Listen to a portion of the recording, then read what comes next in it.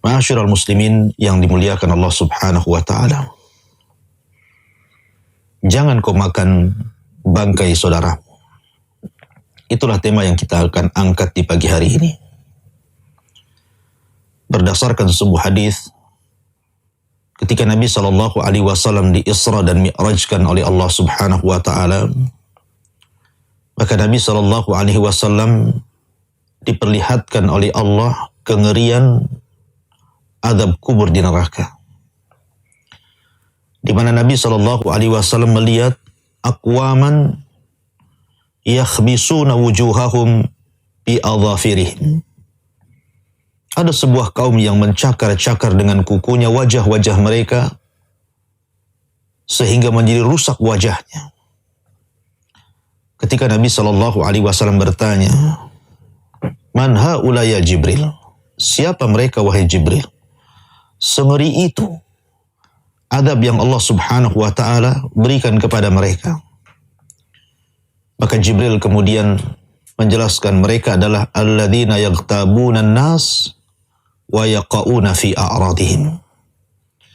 Mereka orang-orang yang mereka senantiasa tidak bisa menjaga lisannya sehingga selalu memburuk-burukan saudaranya dan berusaha untuk menghancurkan kehormatannya. Ma'asyiral muslimin yang dimuliakan Allah Azza wa Jalla. Ghibah itulah kinayah daripada memakan bangkai saudaranya. Sebagaimana sebuah riwayat ketika Nabi SAW marah kepada dua manusia yang bicara tentang seorang sahabat yang bernama Ma'iz al-Aslami. Ma'iz ini suatu ketika terjerumus kepada perbuatan maksiat berzina. Kemudian Allah Subhanahu wa taala berikan hidayah. Dia ingin membersihkan dosa zinahnya, sementara Ma'iz ini sudah menikah. Artinya bahwa zina yang dilakukan dia adalah zina muhsan dan hukumannya rajam. Dia datang kepada Nabi SAW, kemudian mengatakan, "Ya Rasulullah, zanaitu fatahirni." Rasul, bersihkan aku. Aku sudah berzina. Maka Nabi SAW memalingkan wajahnya ke arah kanan. Maka Ma'iz kemudian memutar badannya, kemudian mengarah wajah Nabi SAW dari sebelah kanan dan mengatakan, "Zanaitu fatahirni." Rasul, aku sudah berzina. Bersihkan aku. Maka Nabi SAW memalingkan wajahnya ke arah kiri. Ma'iz pun memutar badannya, kemudian mengarahkan wajahnya dari arah kiri dan mengatakan, "Ya Rasulullah, zanaitu fatahirni." Rasul, aku sudah berzina, bersihkan aku. Maka Nabi SAW memalingkan wajahnya kembali 4 kali. Ma'iz mengatakan, "Zanaitu fatahirni." Aku sudah berzina, bersihkan aku. Maka Nabi SAW melihat pengakuan dalam Islam. Sebuah pengakuan tidak perlu saksi. Karena pengakuan itu sekuat-kuat dalil. Maka Nabi SAW mengatakan, "Baik, tunggulah dirimu sampai aku memberikan keputusan. Pulanglah Ma'iz." Maka Nabi SAW kemudian memeriksa Ma'iz dengan memerintahkan sebagian para sahabat untuk melihat kondisi Ma'iz ini. Lihat bagaimana rahmat Nabi SAW, hananul qalbi Rasulillah, kelembutan dan kedalaman hati Rasulullah. Tidak langsung kemudian menghukum Ma'iz. Rasul berusaha agar Ma'iz ini jangan mengaku. Akhirnya kemudian kata Nabi SAW, "Ungduru ila Ma'iz, hal yashrubu khamran." Kalian lihat kondisi Ma'iz, apakah dia sedang mabuk sehingga dia bicara ngelantur? Ataukah lahu junun, dia punya penyakit gila sehingga dia sampai bicara seperti itu? Berangkatlah para sahabat Nabi SAW mengecek kondisi Ma'iz, rupanya dia orang sehat. Dia tidak sedang mabuk dan dia tidak gila. Hal itu disampaikan kepada Nabi Shallallahu Alaihi Wasallam. Maka kemudian Nabi Shallallahu Alaihi Wasallam pun akhirnya memberikan hukuman kepada Ma'iz, ditegakkan hukum hudud. Maka diikatlah Ma'iz. Kemudian datanglah para sahabat atas perintah Allah dan Rasulnya untuk merajam Ma'iz, bukan karena dendamnya Rasulullah, bukan karena marahnya Rasul Shallallahu Alaihi Wasallam, bukan karena kedengkian Nabi Shallallahu Alaihi Wasallam atau hasad. Tidak, wallahi, tidak mungkin Nabi memiliki sifat-sifat itu. Tapi hukum hudud adalah tarbiyah. Tarbiyah baik bagi para pelakunya ataupun bagi orang-orang yang melihat orang yang sedang diberikan hukuman had itu. Itu tarbiyah, pelajaran bagi kaum muslimin. Akhirnya kemudian dilemparilah Ma'iz ini dengan berbagai macam benda. Ada yang melempar dengan batu, ada yang melempar dengan busur, dengan sandal, macam-macam. Ya. Karena kemudian Ma'iz ini merasakan sakit luar biasa karena hantaman-hantaman benda-benda itu. Tidak tahan dia. Akhirnya kemudian dia pun lari. Sampai kemudian dikejar oleh para sahabat Nabi Shallallahu Alaihi Wasallam dan tidak tahu kemana.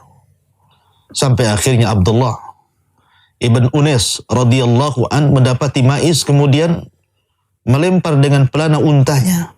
Kemudian terkena kakinya, jatuhlah Ma'iz. Datanglah para sahabat. Kemudian dilempari Ma'iz sampai dia mati. Ketika melihat hal ini, Nabi Shallallahu Alaihi Wasallam pun sedih. Bagaimana sampai terjadi peristiwa seperti itu? Akhirnya dia pun memanggil Hazzal yang datang dengan Ma'iz kepada Nabi Shallallahu Alaihi Wasallam. Nabi mengatakan, ya Hazzal, Allah satartahu fakana khairan laka. Wahai Hazzal, kenapa kau tidak menyembunyikan aib si Ma'iz ini? Kenapa kau datangkan Ma'iz kepadaku? Kalau engkau sembunyikan aibnya, tentu itu akan lebih baik bagimu dan bagi Ma'iz. Tapi semua sudah takdir Allah Subhanahu wa ta'ala. Dan Ma'iz memang benar-benar ingin membersihkan dirinya. Setelah peristiwa ini, ada dua orang manusia yang kemudian membicarakan tentang keburukan Ma'iz ini. Sampai dikatakan, bagaimana mungkin seorang ini dilempari seperti keledai yang dilempari sampai mati? Kemudian banyak cerita-cerita sampai akhirnya perkataan dua manusia yang memburuk-burukan Ma'iz setelah terjadi rajam ini sampai kepada Nabi Shallallahu Alaihi Wasallam. Wa ghadiban Nabi Shallallahu Alaihi Wasallam, marah Nabi. Akhirnya Nabi Shallallahu Alaihi Wasallam berpaling dari dua orang itu, dan itu ukubah dari Nabi Shallallahu Alaihi Wasallam. Sehingga kemudian dua sahabat ini menyesal dan ingin meminta keridhaan Nabi Shallallahu Alaihi Wasallam. Dia pun kemudian menyusul Rasul, dan Rasul tetap berjalan. Sampai akhirnya ketika sampai di hadapan para sahabat Nabi Shallallahu Alaihi Wasallam yang lainnya, tiba-tiba Nabi Shallallahu Alaihi Wasallam melewati ada bangkai dari bangkai keledai yang sudah busuk. Kemudian Nabi berhenti. Sampai dua orang yang berbicara tentang Ma'iz pun mendekati Nabi Shallallahu Alaihi Wasallam. Maka Nabi Shallallahu Alaihi Wasallam mengatakan kepada keduanya, makanlah bangkai ini. Kula, makanlah.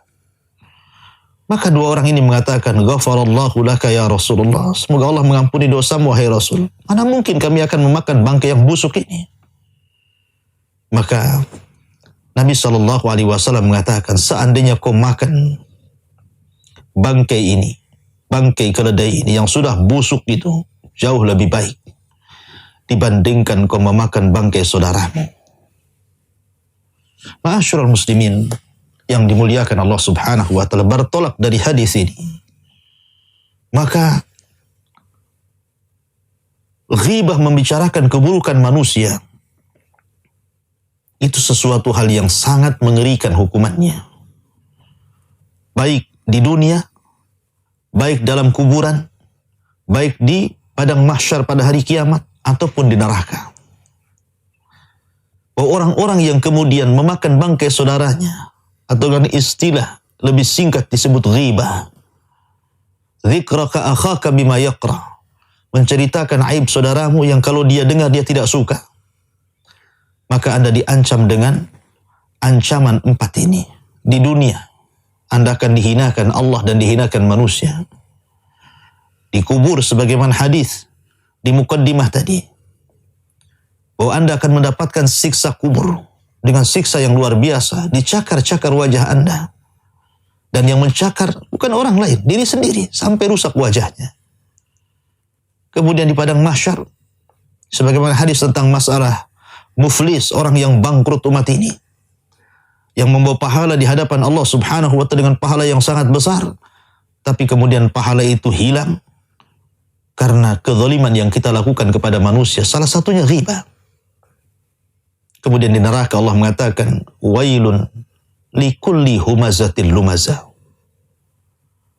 Di sini Allah subhanahu wa ta'ala mengancam dengan kata-kata wailun. Wailun itu sebuah wadin fi jahannam. Syadidul zulmi wal qa'ri wal natan. Sebuah lembah di neraka jahanam yang sangat gelap, sangat dalam, sangat busuk. Yang jahanam sedih ketakutan dengan lembah ini. Dan selalu berlindung kepada Allah dari lembah itu. Subhanallah. Ma'asyiral muslimin yang dimuliakan Allah Azza wa Jalla. Jadi ghibah itu dosa yang sangat besar, bukan dosa kecil. Dosa besar. Makanya Imam Az-Zahabi rahimahullah ta'ala masukkan ghibah itu dalam kategori dosa besar dalam kitabnya Al-Kabair. Ya, karena memang dampaknya luar biasa. Ma'asyiral muslimin yang dimuliakan Allah Azza wa Jalla. Suatu ketika Nabi SAW sedang duduk-duduk. Dan ini jadi ceritakan oleh Jabir bin Abdullah radhiyallahu anhu. Kata dia, kunna julusun inda Nabi SAW. Kami duduk bersama Nabi SAW. Fartafa'at raihatun kariha. Tiba-tiba tercium bau busuk. Bau yang tidak menyenangkan. Maka Nabi SAW bertanya, tahukah kalian bau busuk apa ini? Maka sahabat Nabi SAW mengatakan, Allah wa rasuluhu a'lam. Allah dan Rasulnya yang tahu. Maka Nabi SAW mengatakan, hadhihi ra'ihah alladzina yaghtabuna an-nas wa yaqauna fi a'radihim. Tahukah kalian bau busuk apa ini? Bau busuk ini adalah muncul dari orang-orang yang suka menggibah manusia dan suka merobek kehormatan manusia. Lihat, di dunia saja sudah ditampakkan bau busuk orang-orang yang kemudian menggibah saudaranya. Apalagi di akhirat. Ya. Ma'asyiral muslimin yang dimuliakan Allah subhanahu wa ta'ala. Bahkan Aisyah radhiyallahu anha. Anda tahu siapa Aisyah? Ummul Mukminin. Wanita yang paling dicintai Nabi SAW. Sampai Amr bin As bertanya kepada Nabi SAW tentang manusia. Dari kalangan wanita yang paling dicintai Nabi SAW. Maka Nabi mengatakan Aisyah. Bahkan ketika Fatimah radhiyallahu anha mengadu tentang kecemburuan istri-istri Nabi SAW. Karena Rasul lebih mendahulukan kecintaan kepada Aisyah. Bahkan Rasul mengatakan, wahai Fatimah, kalau engkau memang mencintai ayahmu, maka cintailah orang yang dicintai ayahmu. Dan tidak ada manusia yang lebih dicintai ayahmu melebihi Aisyah radhiyallahu anha. Sekalipun Rasul sangat cinta dengan Aisyah, tapi bukan berarti Nabi SAW membiarkan Aisyah melakukan hal-hal yang di luar daripada batas yang bisa mengantarkan kepada perbuatan dosa. Rasul tidak diam. Suatu ketika Aisyah radhiyallahu anha berbicara tentang Safiyah. Safiyah istri Nabi SAW, dulunya seorang Yahudi. Kemudian tertangkap jadi tawanan, kemudian masuk Islam dan Rasul menikahinya. Dan Safiyah ini memiliki paras yang cantik, walaupun postur tubuhnya pendek. Lah Aisyah radhiyallahu anha ketika itu hendak mensifatkan Safiyah dan berbangga dengan tinggi badannya.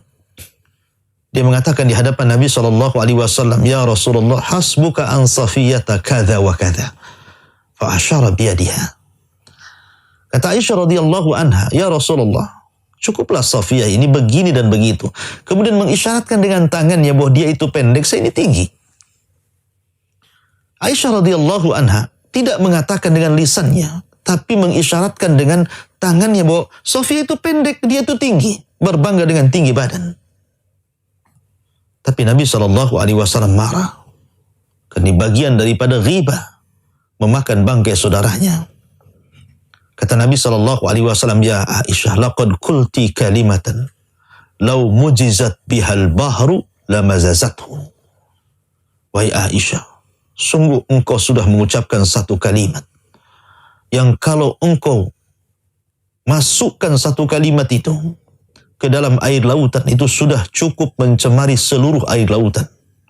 Satu kalimat bisa menghancurkan, memperkeruh seluruh air lautan. Kinayah bahwa ghibah ini bukan dosa biasa, dosa besar. Bahkan suatu ketika Zainab bintu Jahsin, ma'ruf Zainab bintu Jahsin, salah satu istri Nabi SAW, melakukan safar bersama Nabi SAW bersama istri-istri yang lainnya. Salah satunya Safiyah. Ikut dalam safar itu untuk melakukan hajjatul wada', haji perpisahan Nabi SAW. Safiyah ini punya unta. Untanya bagus. Akan tapi keletihan sehingga untanya Safiyah ini tidak bisa berjalan sehingga ditinggalkan di padang pasir. Sehingga Safiyah tidak punya tunggangan. Maka Nabi SAW mengatakan kepada Zainab bintu Jahsin yang ketika itu memiliki beberapa tunggangan, beberapa unta tunggangan. Kata Nabi SAW, ya Zainab, i'tiha, wahai Zainab, berikanlah salah satu tunggangan itu kepada Safiyah. Maka Zainab marah ketika itu, merasa cemburu. Cemburu dengan Safiyah. Kenapa Nabi SAW memberikan perhatian lebih kepada Safiyah? Sampai-sampai untanya diminta untuk menjadi tunggangan Safiyah. Maka Safiyah kemudian, Zainab tiba-tiba mengatakan, ya Rasulullah, u'tiha ba'iri lil Yahudiyah. Rasul, apakah harus aku berikan untaku kepada seorang wanita Yahudi? Apakah harus aku berikan untaku kepada seorang Yahudi? Karena Safiyah saya katakan tadi adalah dulunya Yahudi, kemudian masuk Islam, tertawan, dimerdekakan dan dinikahi Nabi SAW. Maka Nabi SAW marah ketika itu. Karena dianggapnya Zainab bintu Jahsin ini sudah memberikan kata-kata yang tidak layak kepada Safiyah. Kenapa kemudian dia mencela Safiyah dengan mengatakan wanita Yahudi pada dia sudah masuk Islam?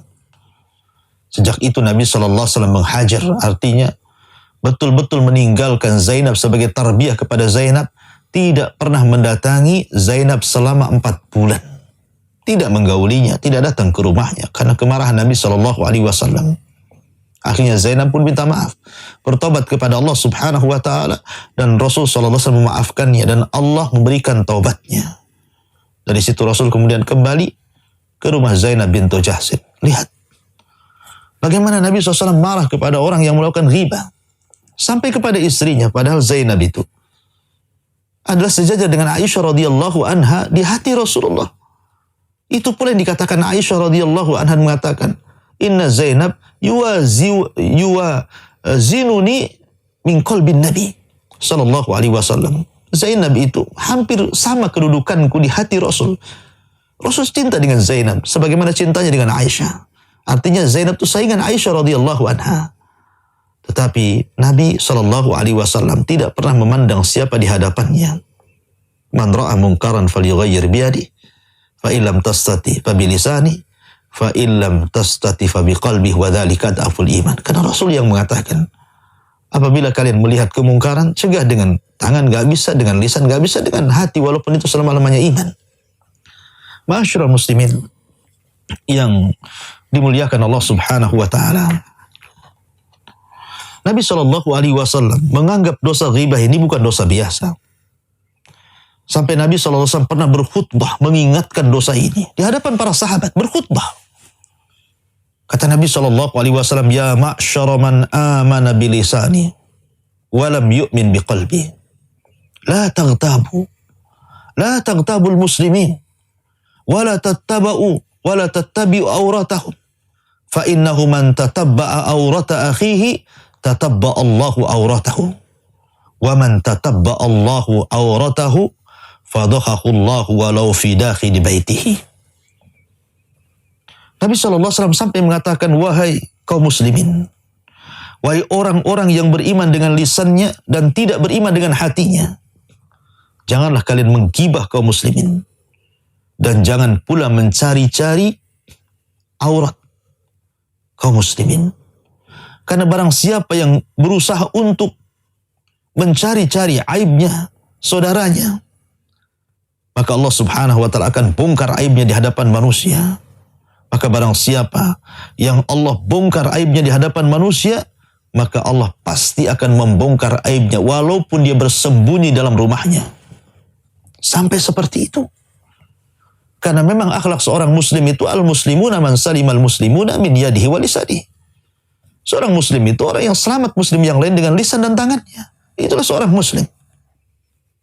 Kalau Anda belum bisa menyelamatkan orang lain dari lisan Anda, berarti Anda diragukan keislamannya.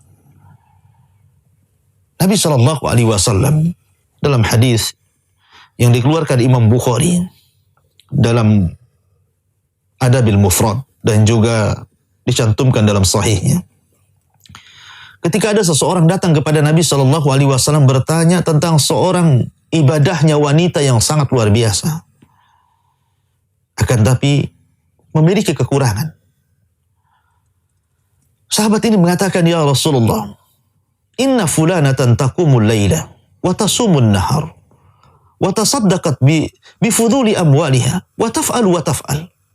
Rasul, ada seorang wanita rajin sholat malam, rajin puasa sunnah, rajin bersedekah, rajin berbuat kebaikan dan kebajikan ini dan itu. Luar biasa. Siapa di antara kita yang rajin sholat malam? Saya tanya. Siapa di antara kita yang rajin puasa sunnah, rajin bersedekah, rajin berbuat kebajikan? Wanita ini, subhanallah, tidak pernah meninggalkan qiyamul lail, tidak pernah meninggalkan siyamun nahar, suka bersedekah, suka berbuat baik. Tapi kekurangannya satu. Walakin tu'dhi jiranaha bilisaniha. Tapi wanita ini Rasul suka menyakiti dengan lisannya, tetangganya. Tetangganya tidak pernah merasa aman dengan lisannya. Lisannya sangat tajam, setajam silet. Ya. Apa kata Nabi SAW? La khaira fiha, hiya min ahlin nar. Wanita itu tidak memiliki timbangan kebaikan. Bahkan wanita itu layak untuk masuk ke dalam neraka. La haula wa la quwata illa billah.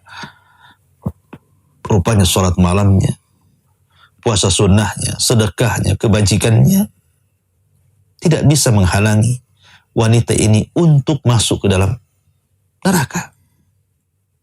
Tapi lihat bagaimana pertanyaan berikutnya. Sahabat ini bertanya kepada Nabi SAW, ya Rasulullah, inna fulanatan la tusalli ila al-maktubah, wa la tasumu illa Ramadan, wa la tatasaddaqat. Ada seorang wanita, dia tidak pernah sholat kecuali yang wajib. Dia tidak banyak puasa sunnah kecuali Ramadan. Dan dia tidak banyak bersedekah. Walakin la tu'di jiranah bilisaniha. Tapi lisannya dijaga. Tidak pernah menyakiti tetangganya. Tidak pernah membuat tetangganya tidak aman dari lisannya. Maka Nabi SAW mengatakan, hiya min ahlil jannah. Wanita itu termasuk penduduk surga. Subhanallah. Lisan bisa menjadikan orang masuk surga, juga bisa menjadikan penyebab Anda masuk neraka. Makanya ketika Mu'adz bin Jabal mengatakan, ya Rasul, apakah lantaran lisan-lisan kita akan diadab di hadapan Allah? Maka Rasul marah mengatakan, sakilatka umuka ya Mu'adz, wa hal yakubbun nas fi nari jahannam illa hasaidu alsinatihim. Mu'adz, celaka engkau wahai Mu'adz. Bukankah kebanyakan manusia terjerembab ke dalam api neraka itu lantaran dosa lisan-lisan mereka? Oleh karena itu, ma'asyiral muslimin, para pendengar, para pemirsa, jagalah lisan kita. Rasul pernah menasihati sahabat dengan mengatakan, kufa angka hadha, dan mengisyaratkan kepada lisannya, kufa angka hadha, jaga ini, jaga ini. Karena kalau kita lihat dari anggota badan kita ini, dari atas rambut sampai ke ujung kaki, yang banyak melakukan dosa itu adalah lisan. Lisan itulah yang banyak melakukan dosa. Oleh karena itulah maka Nabi SAW sangat menganjurkan agar lisan ini memperbanyak zikir, bukan kemudian menyebut-nyebut keburukan manusia. Ma'asyiral muslimin yang dimuliakan Allah Azza wa Jalla. Sebab kalau kita melihat di masyarakat kita ini, penyakit ghibah, baik bersumber dari hasad, dengki, dendam, dan yang lainnya, itu sudah biasa. Dan terkadang, maaf, seorang kafir atau orang-orang kafir selamat dari lisan kita, tapi saudara kita muslim tidak selamat dari lisan kita. Kita punya tetangga, sebelah kafir, sebelah muslim. Si kafir ini bisa selamat dari lisan kita, tapi mukmin yang lain tidak selamat dari lisan kita.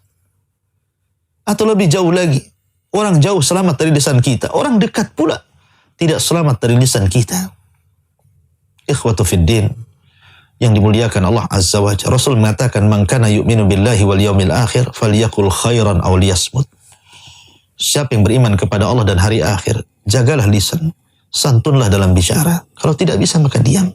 As-sumtu najah. Diam itu selamat. Ya. Ma'asyiral muslimin yang dimuliakan Allah Azza wa Jalla, betapa banyak orang-orang korban ghibah itu Anda hancurkan ketika Anda menggibahi orang itu. Akhirnya manusia pun mendengarkan kata-kata Anda. Akhirnya orang yang Anda ghibahi merasa kecil hati, merasa dibuli, merasa difitnah, merasa dizalimi. Akhirnya dia, berapa banyak orang-orang yang akhirnya pindah rumah, menjual rumahnya, sakit hati, dendam, sakit sampai meninggal. La haula wa la quwata illa billah. Ma'asyiral muslimin yang dimuliakan Allah Subhanahu wa taala. Oleh karena itulah maka Nabi SAW senantiasa mewanti-wanti kita, mewanti-wanti umatnya agar senantiasa menjaga lisan-lisannya. Karena bagaimanapun terkadang ada satu kalimat tanpa sadar kita ucapkan, tapi kalau kalimat itu menyebabkan kemurkaan Allah, cukup untuk memasukkan Anda ke dalam jahanam lebih jauh dibandingkan barat dan timur.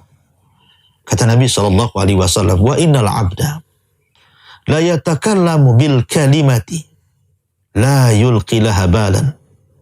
Wa fi riwayah min sakhatillah la yulqi laha balan yahwi sahibuha fi nari jahannam ab'ad bainal masyriqi wal maghrib. Kata Nabi SAW, terkadang seorang hamba ada yang mengucapkan satu kalimat. Lihat ibarat Rasulullah, subhanallah, satu kalimat. Rasul tidak mengatakan berkalimat-kalimat. Rasul mengatakan satu kalimat saja. Tapi satu kalimat ini membuat Allah murka. Apa kata Rasulullah? Yahwi sahibuha fi nari jahannam. Cukup memasukkan orang ini ke dalam jahannam. Ab'ad ma bainal masyriqi wal maghrib. Lebih dalam, lebih jauh dibandingkan jarak barat ke timur. Subhanallah. Satu kalimat mencukupkan orang ini dimasukkan ke dalam jahannam. Sementara kalimat ini diucapkan tanpa sadar. Bagaimana dengan kesadaran Anda? Tiba-tiba Anda kemudian menjelek-jelekan saudara Anda. Apa hak Anda menjelek-jelekan dia? Apa? Ya. Anda tidak punya hak menjelek-jelekan saudara Anda. Karena Anda belum tentu lebih hebat dibandingkan dia. Anda lebih suci dibandingkan dia. Anda lebih bertakwa dibandingkan dia. Ma'asyiral muslimin yang dimuliakan Allah Azza wa Jalla. Oleh karena itulah maka terkadang satu kalimat menjungkir balikan dunia dan akhiratnya. Ketika ada seorang laki-laki mengatakan kepada saudaranya yang ahli maksiat dan mengatakan illam tatub, kalau seandainya engkau tidak bertaubat, la yaghfirallahu abada wa la yunjika minan nar. Allah tidak akan mengampunimu selamanya dan Allah tidak akan mengeluarkan engkau dari api neraka. Subhanallah, kalimat ini bahaya. Kenapa? Melintasi takdir Allah. Akhirnya kemudian ketika Allah wafatkan, yang ahli maksiat Allah masukkan ke dalam surga, yang ahli ibadah yang selalu menasihati Allah masukkan ke dalam neraka. Kenapa? Karena yang ahli ibadah ini sudah mengucapkan kalimat yang membuat Allah murka, menjungkir balikan dunia akhiratnya. Harusnya dia menjadi penduduk surga, tapi Allah masukkan ke neraka. Kenapa? Karena dia sudah melintasi takdir Allah Azza wa Jalla. Dia mengatakan Allah tidak akan mengampunimu selamanya. Padahal ampunan itu milik Allah. Dan Allah tidak akan mengeluarkan kamu dari neraka. Pada neraka itu milik Allah. Suka-suka Allah memasukkan dan mengeluarkan dari neraka. Lihat, kalau seandainya niat baik, menasihati orang, tapi lisannya salah bicara, itu bisa memasukkan ke dalam jahannam. Macam mana orang-orang yang dengan sengaja, terkadang dia memang sengaja, bukan hanya dia yang bicara keburukan kepada saudaranya, dia ngajak orang lain untuk mendengarkan keburukannya, sehingga orang lain terpengaruh, akhirnya pun membicarakan keburukan orang yang kita bicarakan. Bahkan lebih parah lagi, dia senang kalau orang yang kemudian kita buruk-burukan, ada orang lain yang kemudian ikut memburuk-burukannya, seolah-olah satu nafas dengan dia. Na'udzubillah. Ma'asyiral muslimin yang dimuliakan Allah subhanahu wa ta'ala. Oleh karena itulah maka jauhi ghibah. Ghibah ini dosa besar. Di dunia Anda akan mendapatkan hukuman, di kuburan Anda akan mendapatkan hukuman, di padang mahsyar Anda akan mendapatkan hukuman, bahkan di neraka Anda terancam dengan wail, sebuah lembah dalam jahannam. Ma'asyiral muslimin yang dimuliakan Allah azza wa jalla. Adapun kata para ulama, bagaimana caranya supaya kita ini selamat? Maksudnya, kalau seandainya ada orang yang senantiasa lisannya tidak berhenti untuk membicarakan kita, apa yang harus kita lakukan? Kalau orang yang melakukan ghibah, sudahlah, memang dia adalah syaitan. Terkadang ada orang yang menghendaki kita menjadi malaikat, tetapi dia sendiri adalah iblis. Biarkan orang-orang yang bicara itu. Sebab sesungguhnya orang yang sedang berghibah kepada kita itu hakikatnya sedang mentransfer kebaikan kepada kita. Sehingga la tahzan, jangan sedih. Jangan merasa kecil hati, jangan merasa sedih, jangan merasa putus asa kalau ada orang yang kemudian lisannya sangat tajam kepada kita. Ikhwan, dunia ini darus saqah. Dunia ini tempat ujian. Tempat ujian manusia. Jangan sampai terkalahkan dengan syaitan. Mereka adalah syaitan yang hendak mengecilkan hati kita sehingga perkataan mereka akan mempengaruhi kehidupan kita. Ingat, ada beberapa hal yang ingin saya nasihatkan kepada Anda yang mungkin hari ini sedang digibah orang, sedang dibenci orang, dibuli orang, dijelek-jelekan orang. Pertama, kama tadinu tudan. Ingat, sebagaimana dia telah memperlakukan kepada kita seperti itu, maka Allah akan memperlakukan hal yang sama kepada dia. Ya, hari ini dia mungkin bisa menyakiti kita dengan lisannya, memfitnah, menuduh, membuli. Ya kan? Ya, hari ini. Tapi ingat, Nabi SAW yang mengatakan, innallaha la yumli lidh-dhalim fa idza akhadahu lam yuflithu. Allah tidak akan membiarkan orang yang melakukan kezaliman. Apabila Allah subhanahu wa ta'ala sudah mendatangkan azabnya, maka tidak akan disisakan dan Allah akan kirimkan azabnya seberat-beratnya. Orang yang menggibah kita itu, Allah kasih batas waktu. Karena dia termasuk orang zalim. Bukan berarti dia seenaknya bisa menggibah kita seterusnya, tidak. Ada batas waktu yang Allah berikan kepada dia untuk melakukan kezaliman kepada kita. Sampai pada waktunya Allah akan azab. Salah satu azabnya adalah Allah kirimkan orang-orang yang akan menggibah dia juga. Bahkan boleh jadi Allah akan beratkan ghibahnya, apa yang menimpanya dibandingkan ghibahnya dia kepada kita. Kama tadinu tudan. Ingat, sebagaimana dia telah melakukan hal yang buruk kepada kita, maka kelak Allah akan kirim orang-orang yang akan berlaku buruk kepada dia. Al jaza'u min jinsil amal. Anda harus yakin itu. Yang kedua, jangan jadikan ucapan manusia kepada kita ini sebagai hakikat bahwa kita seperti itu. Belum tentu. Nabi SAW digibahi bahwa dia seorang majnun, orang gila. Rasul orang waras. Wa ma sahibukum bimajnun. Wa ma sahibukum bimajnun. Saudaramu tidak gila. Tapi mereka menggibahi Rasul dan mengatakan gila. Sahir. Wa ma huwa bisahir. Dia bukan suka sihir. Nabiullah Sulaiman alaihi salatu wassalam memerangi sihir. Tapi dia pula dituduh tukang sihir oleh orang-orang Yahudi. Nuh alaihi salatu wassalam berusaha menyelamatkan manusia. Tapi manusia menganggap dia gila. Mengolok-olok Nuh alaihi salatu wassalam. Nabi SAW berusaha untuk menyatukan hati kaum muslimin, tapi orang-orang musyrik menuduh Nabi SAW mencerai-beraikan hati kaum muslimin. Terkadang apa yang kita perangi itu pula tuduhan kita kepada kita. Maka jangan jadikan ucapan manusia seperti hakikatnya. Jangan.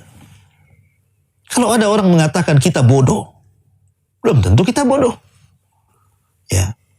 Kalau ada orang mengatakan, oh si fulan ini seorang yang berkhianat dengan kaum muslimin, tidak dipercaya lagi kaum muslimin. Belum tentu, jangan-jangan Anda yang tidak dipercaya kaum muslimin setelah berlalunya zaman.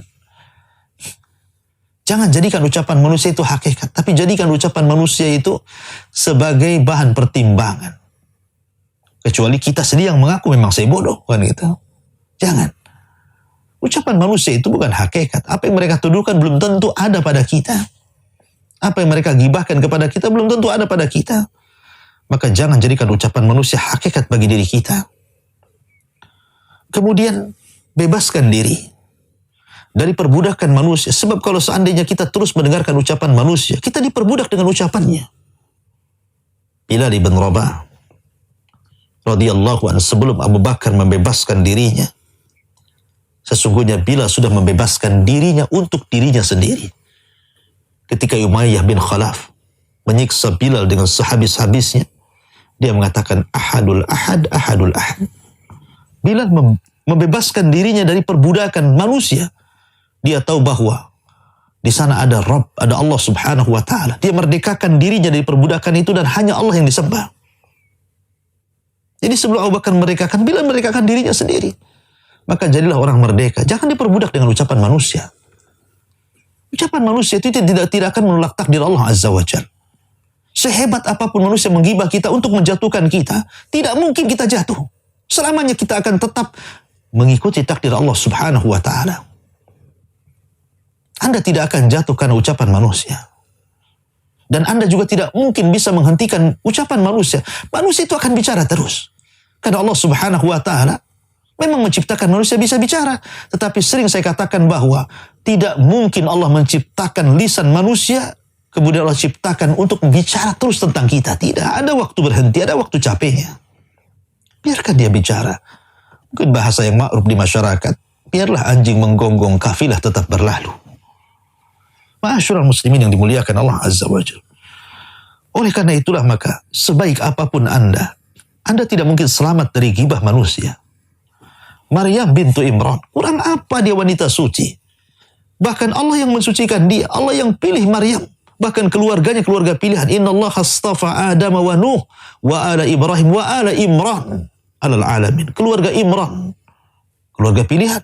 Maryam wanita suci. Apakah kemudian wanita sebaik Maryam ini lepas daripada ucapan manusia? Tidak. Maryam dituduh berzina. Aisyah ummul mukminin radhiyallahu anha, ibnatu Siddiq, zaujatun Nabi sallallahu alaihi wasallam, wanita yang dijamin masuk surga. Kurang apa Aisyah radhiyallahu anha? Tidak lepas daripada tuduhan dia seorang pezina, digibah manusia. Sebaik apapun Anda, pasti ada orang yang berusaha untuk menjatuhkan Anda, menjelek-jelekan Anda. Itu sudah pasti sunnatullah seperti itu. Jadi apa masalahnya? Jangan bersedih. Ma'asyiral muslimin yang dimuliakan Allah Subhanahu wa taala. Jadikan ucapan manusia itu hanya pemecut hidup saja. Jangan dimasukkan ke dalam hati. Hati ini milik Allah Subhanahu wa taala.